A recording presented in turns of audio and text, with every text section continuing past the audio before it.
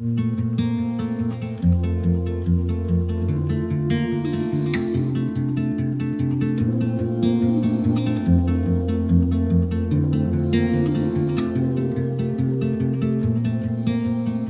folks, so we are going to tackle some of this yellow garden today. You may recall that maybe 2 or 3 weeks ago I showcased this garden and I was feeling a little overwhelmed with it, but today I'm going to get it started.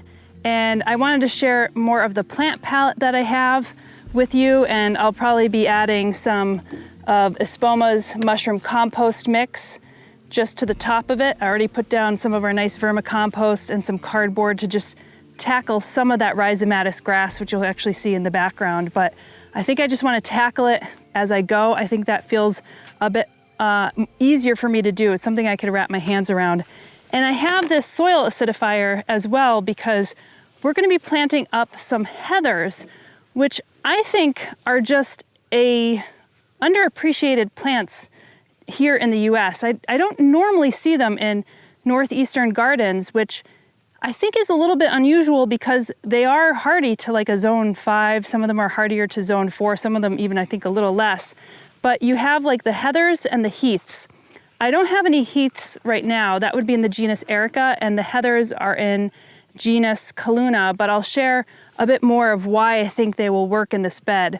But we used to call this a yellow garden because we threw a lot of yellow plants in here. You'll even see that representative of the potentilla here, which I haven't decided whether I'm going to keep this in the bed. I'm pretty partial to it now because the bumblebees are going crazy on this potentilla right now. It's one of the things that are actually in bloom as we kind of approach fall season. But it might be misplaced within this bed, but it'll probably be one of the last things that I end up taking out. But we had a lot of yellow in here, and this is kind of a big centerpiece. I can't quite recall the cultivar name. Maybe it's like golden carpet or golden haze, but it's kind of the spreading version. And we ended up trimming it a lot because when we were initially dealing with this bed, there was a lot of dieback. There was actually more conifers in here than what we had now. What I love about this bed is the conifers, because as soon as you have conifers in a garden bed, you have 4-season interest all year round, which is really wonderful. Now, obviously, if you're in a warm climate, you're going to have 4-season interest all year round anyway. But when you're in a cold climate like we are in like zone 5, 6, you want to actually see some color and some life during winter months. So I'm going to really lean into that. And I'm going to expand the colorway here because this will no longer be a yellow garden. I think that this is a garden that really connects a lot of other gardens and spaces within the landscape.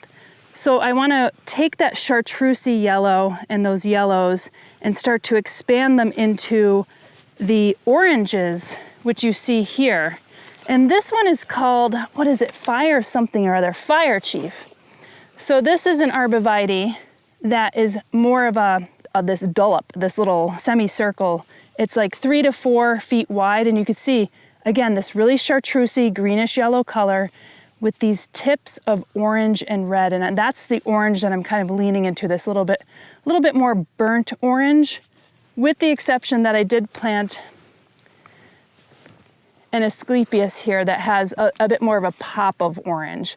So that's going to be the exception. But most of the oranges that I'm kind of bringing in have that burnt umber kind of cedar shade. And then if we're thinking about the opposite end of the spectrum of yellows and oranges, then you're going to go with purples and blues. And I think that's perfect because we have a lot of purple flowers in the memorial garden and a lot of blue foliage in the memorial garden. So I started taking some of that Artemisia, that wormwood. This is the silver mound. And it looks a little scraggly. I get it.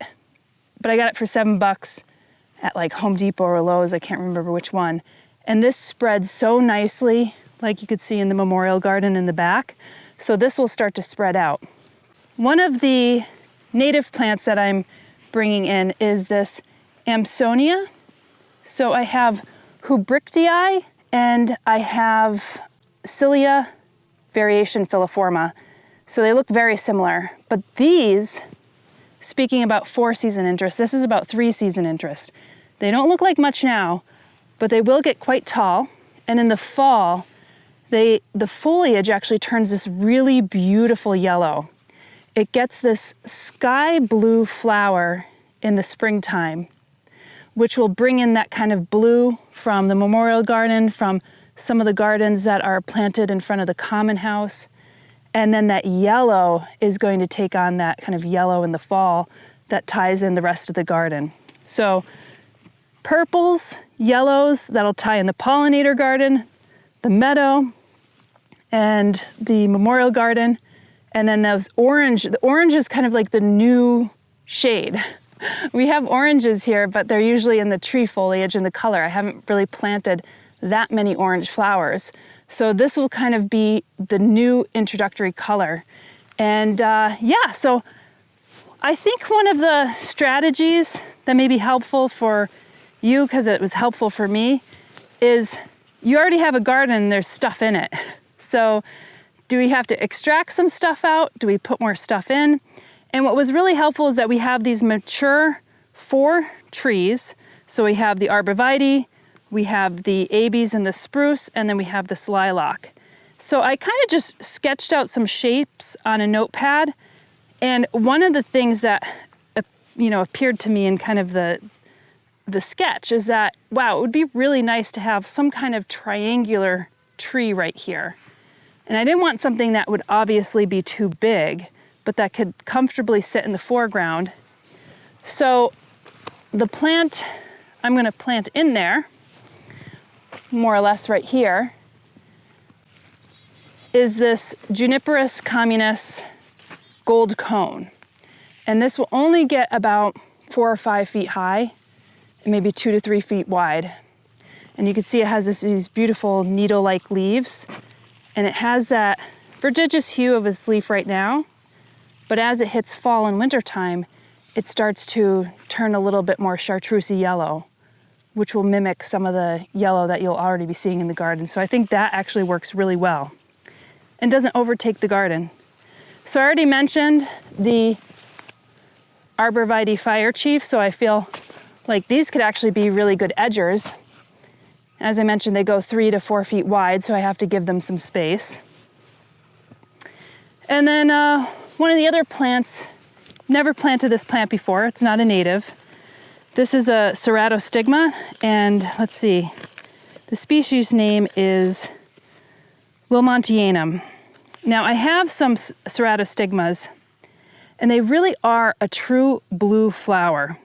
This one gets a little bit bushier, but I have some of the ceratostigmas in front of the common house, and they get this blue color in the flower and this burnt red petiole, and their leaves actually start to orange and redden up. So I thought that could be really nice in the garden. And I don't mind something that's a little bit bushy and maybe a little bit scraggly. I think the Mahonia fits that bill. So this is a Mahonia. It's related to the barberry plants. It gets that really yellow root actually, and it's considered a medicinal. But it's a bit of a scraggly plant. So I kind of like it, and I think it works well here when you have a lot of structure. Now, one of the things that I mentioned early on are heathers, and I'll have to do a separate episode on heathers and heaths. I wish I had some examples of heaths. I have a few that are planted in the memorial garden, which I'll show you later, but morphologically, here's some of the difference. Well, stepping back, I'll say that this is an ericaceous plant. So it's related actually to blueberries. So you could probably see that in the similarities of the flowers, which are these little lavender purple flowers right here, which are just hugging, clasping this stem, really.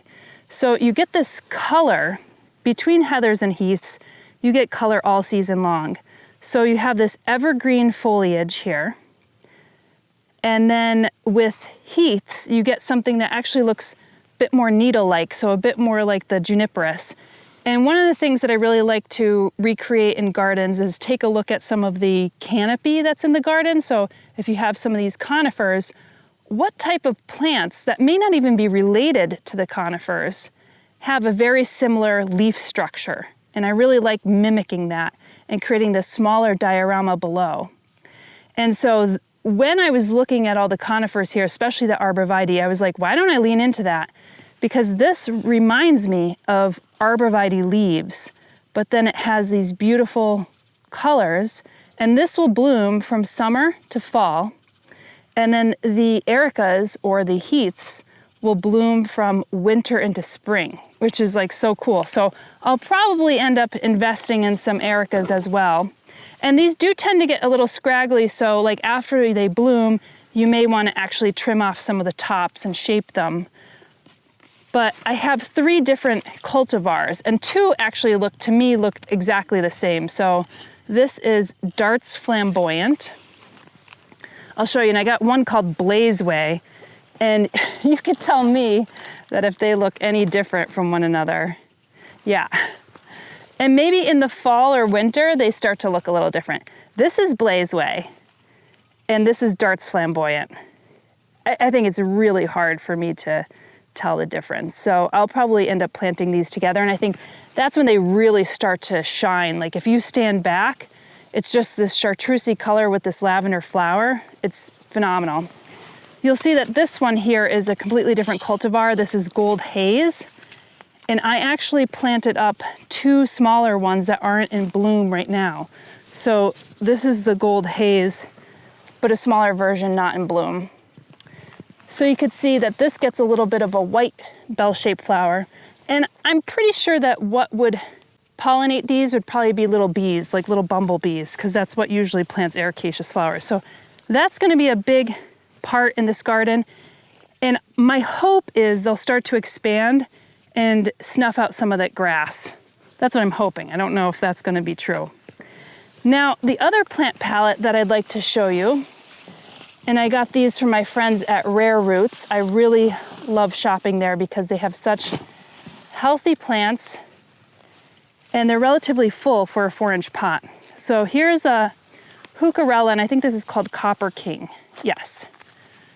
So Heucherella, I introduced Heucherella maybe in my shade garden tour. And Heucherella is actually an intergeneric cross. And what that means is that they're crossing 2 genera within the same family. So it's a cross between a Heuchera and a Tiarella, both which are native plants. And they still get this kind of, they're called foamy bells. So they get these little foamy white flowers in the spring. And you could see that this Heucherella has the colors that I want in this garden, which is that chartreusey green turning into that kind of orangish red rust color. So I thought these are actually perfect. And I'm excited to kind of figure out where we could plant those. These don't mind a little bit of shade, whereas the heathers and the heaths are going to want a little sun. And part of the reason why I have that soil acidifier is because with ericaceous plants, you're going to want to put some of that acidifier in the hole, or you can use some sulfur or whatnot to acidify the soil some more. We have acidic, approaching neutral soil, but a lot of those ericaceous plants don't mind having something that's a little bit more acidic. Okay, let's see what else we have in here. Heliopsis bleeding hearts. So this is an oxeye daisy that gets more of that kind of burnt umber, burnt orange color. So again, doesn't look like much, but that's what we have in the color palette. These are the salvias. So this is called May Night, and it's a woodland sage. This doesn't grow too tall. It grows about 2 feet, 18 to 24 inches. So I don't want to completely overtake these big trees in the back. So I don't want the herbaceous border to grow up too much.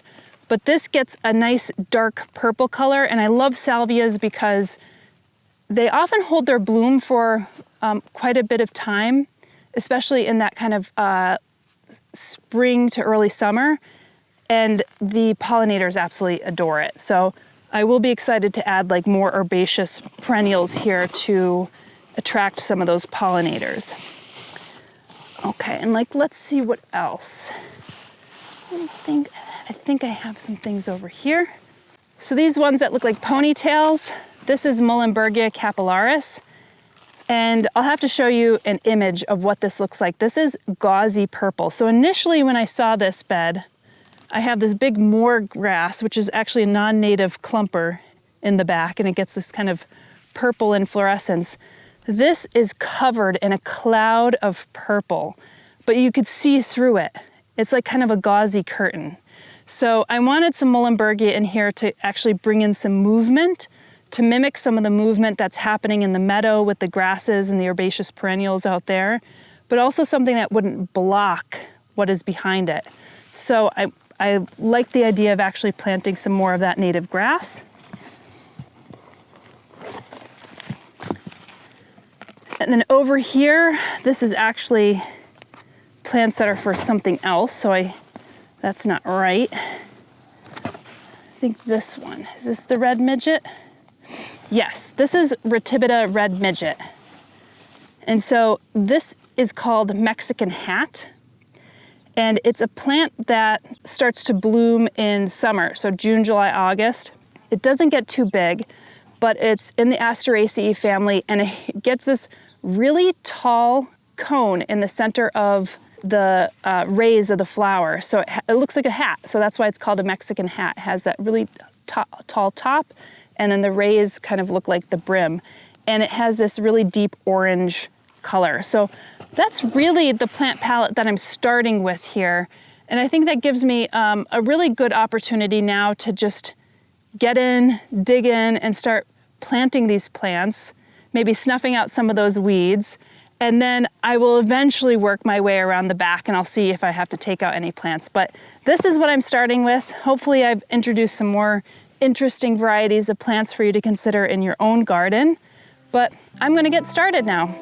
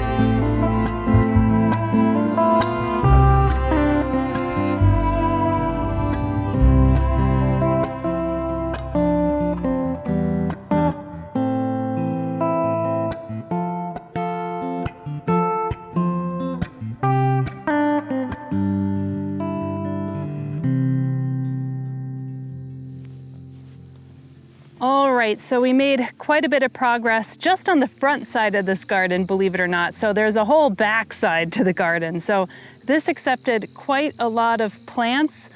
All of the heathers, the heucherellas, the muhlenbergias, they're all planted in. And what I'm gonna do just to finish the front of the bed off is take some of the Espoma Organic Mushroom Compost mix and just lightly spread that over the tops of some of these plants that were recently planted in. I'm gonna then go and water it in as well. That's gonna be really important because I added quite a bit of soil acidifier just around the heathers primarily, because as I had mentioned, they prefer a much more acidic soil. So just putting that around the drip line, roughly I take about 3 handfuls, which is probably around 1 cup just around each of the heathers. And it's gonna fill out nicely. I mean, some of the heathers are already blooming. The muhlenbergia is, going to start getting started putting on that inflorescence probably this year because they're pretty good size, even though they're just 4 inches. They'll start to put out that spray of purple inflorescences September, October, and even into November. So I think that will look really good. The moor grass already has the inflorescence on, as you could see. And I think in 1 year's time, this is going to look so much fuller. and I'm gonna love that. So hopefully I'll be able to finish the back side of the garden. I still have quite a bit of weeding that I need to do, and we'll see if I have enough budgeted for this garden, because I think this garden, I don't know, we could have easily spent $800 on this garden. Split 3 different ways, it's not as much, but it's still an expensive prospect. So if I could fit $800 worth of that, then I could probably fit $800 worth of garden material behind there. That being said, the stuff in the back is already pretty much planted. There's a lot of coreopsis back there. There's Panicum virgatum, which is some of our native grass. It's called Shenandoah Red, which is the type of cultivar which gets little red tips. So I think I might actually keep a lot of that. Some of the stuff that we had tossed in from the meadow is like Zizia aurea, which is our golden Alexanders. There's chrysogonum under there. There's also lots of bulbs. So I might not actually have to plant that much in the back. But I think if we had to split this 3 ways, which is what we're doing, I'd say that we each are spending probably somewhere between $350, maybe even $400 on this whole garden bed per person. And then of course, if you value your labor costs a little bit as well. So I'm gonna just add some of that mushroom compost just to top it off. I don't think it's gonna be raining in the forecast, but even if it's planning on a good rain, it's pretty wise to actually water this in more fully. And a lot of these plants, once they establish, they're not gonna need much care after that. They are relatively drought tolerant. So a lot of these plants I've built up on a berm. It does get a little bit more moist and wet in the grass here. So when you actually plant gardens like on top of a berm, you're keeping their roots away from that water. So their roots have to grow down to their water, and they're not really sitting in any kind of soggy soil. So this bed has been amended pretty well, but I'm loving the look of it. I'm really excited about the heathers, and I promise I'll be doing a video on those shortly. All right, guys, bye. 10% of our Google AdSense revenue is reinvested back into community projects here in the Finger Lakes, and that's matched by our partners over at Espoma Organic. So that like, subscribe, and tip all go a long way. Thank you again, and we'll see you in the next episode.